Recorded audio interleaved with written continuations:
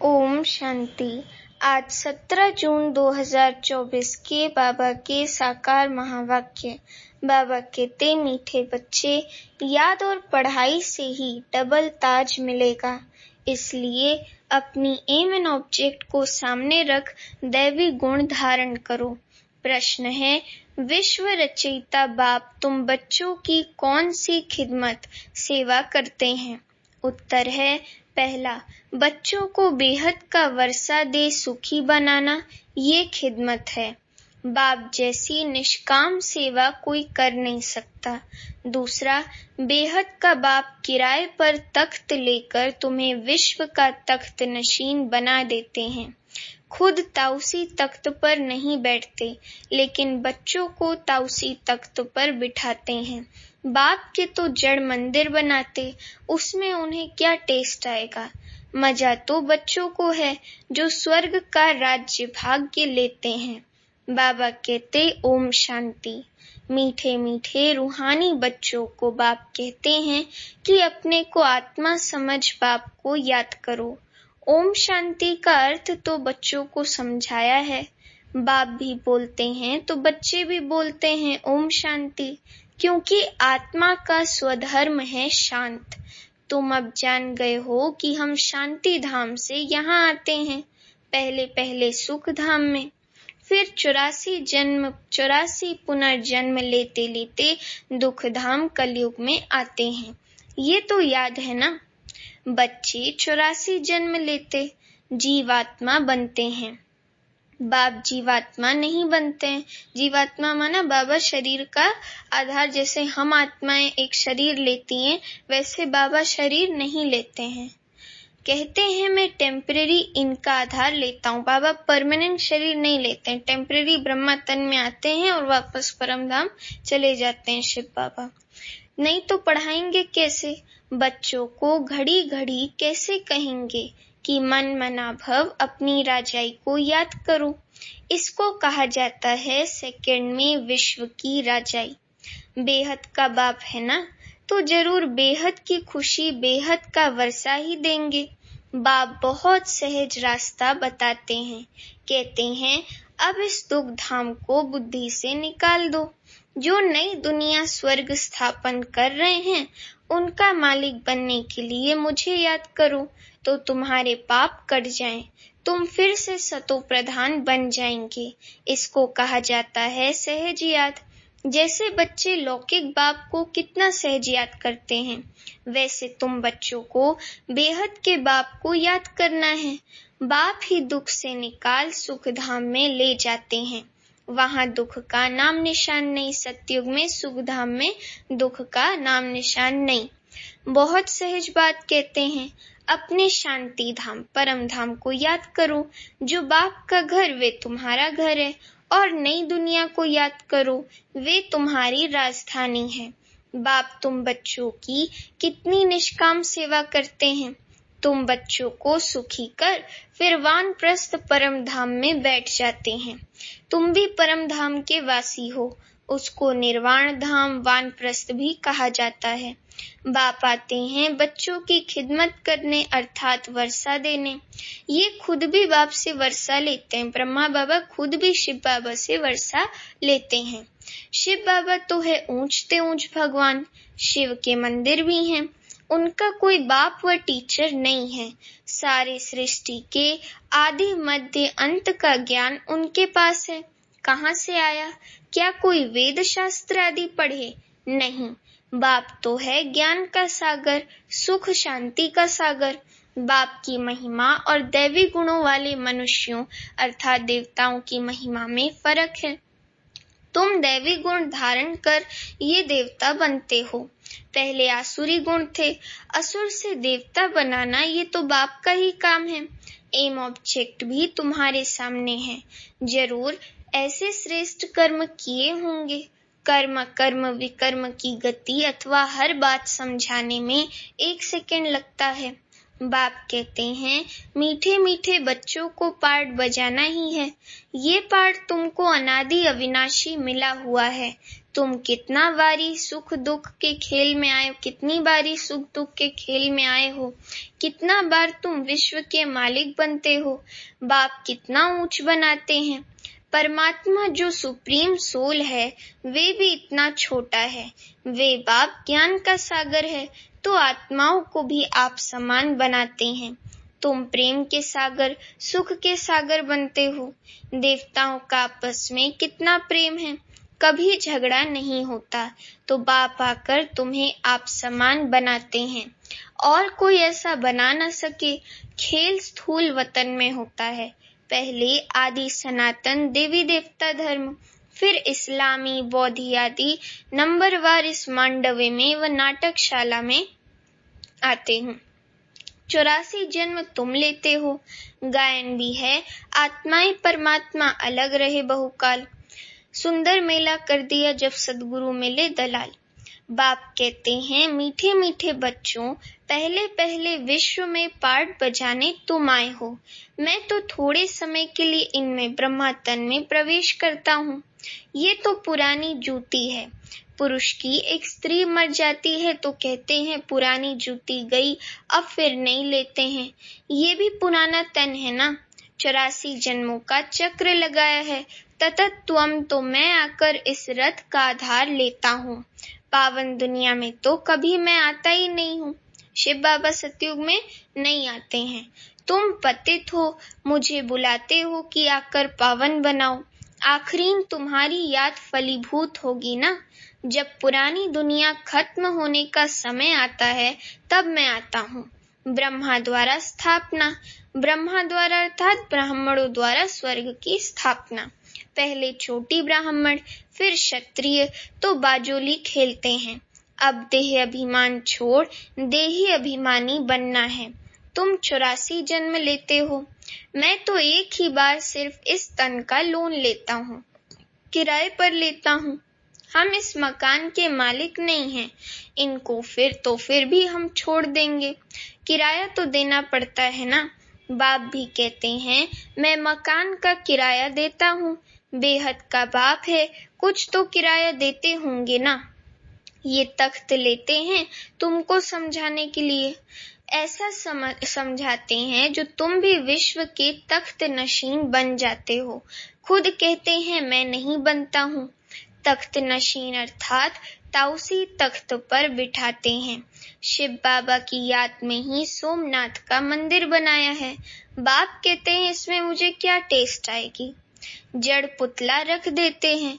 मजा तो तुम बच्चों को स्वर्ग में है, मैं तो स्वर्ग में आता ही नहीं हूँ। फिर भक्ति मार्ग जब शुरू होता है तो ये मंदिर आदि बनाने में कितना खर्चा किया, फिर भी चोर लूट ले गए। रावण के राज्य में तुम्हारा धन दौलत आदि सब खलास हो जाता है। वही वे ताउसी तख्त है। बाप कहते हैं जो हमारा मंदिर बनाया हुआ था, सोमनाथ का मंदिर, वे मोहम्मद गजनवी आकर लूट ले गए।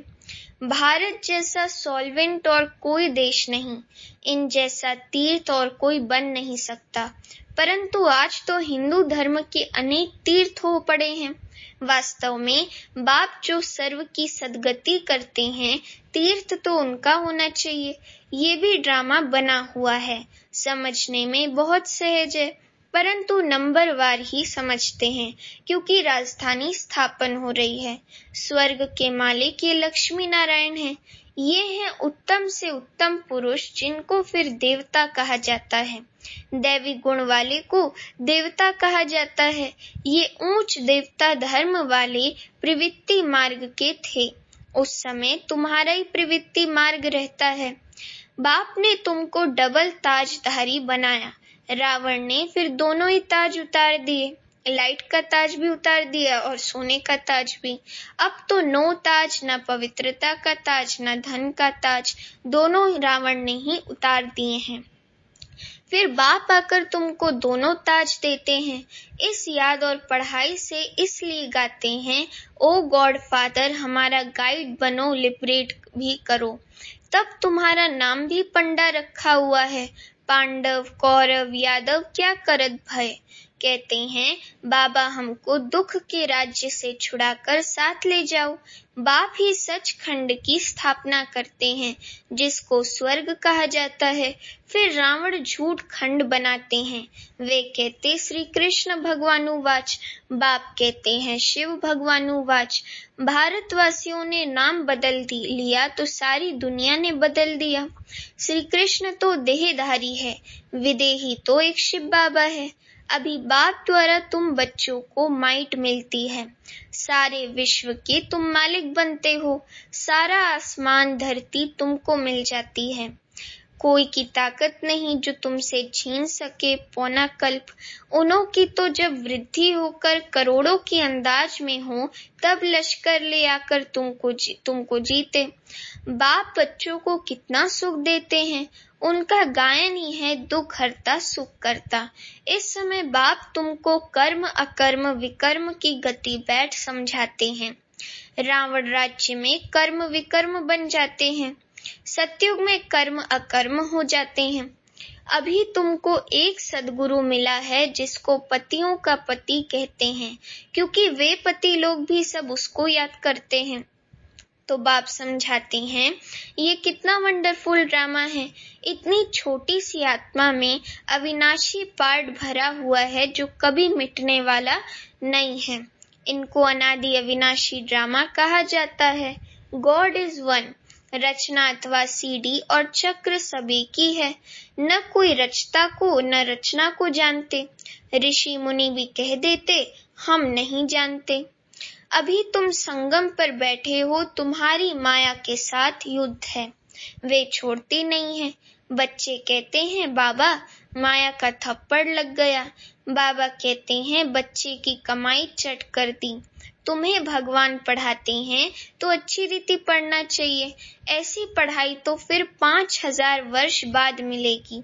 अच्छा, मीठे मीठे सीखी लदे बच्चों प्रति माता पिता बाप दादा का याद प्यार और गुड मॉर्निंग।